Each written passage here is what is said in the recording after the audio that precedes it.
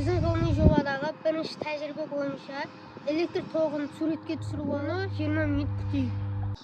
Қазір мектепте ешкім жоқ. Мектепте ешкім жоқ екенін пайдаланып, зерттеу жұмысын жүргізіп көрдік. Біз электр счетчигін бақыладық және оның суретке түсіріп алдық. Біз мектептегі күту режимінде тұрған тоқтарды суырып тастадық. 20 минут бойы счетчикті қайттан бақылаймыз.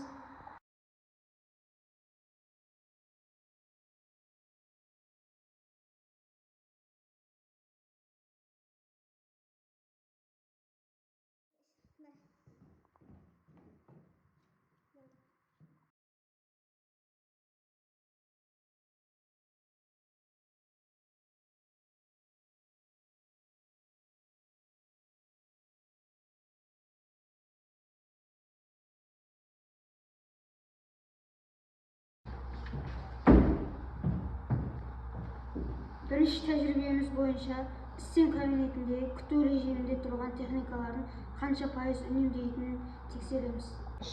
Қаншалықты электр энергиясын үнемдейтінін бақылаймыз.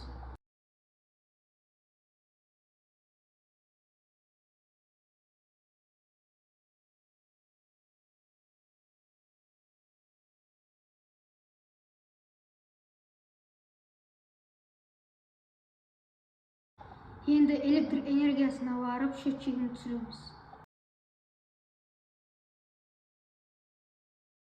Электр счетчигін біз 20 минут бойы бақыладық және суретке түсіріп алдық.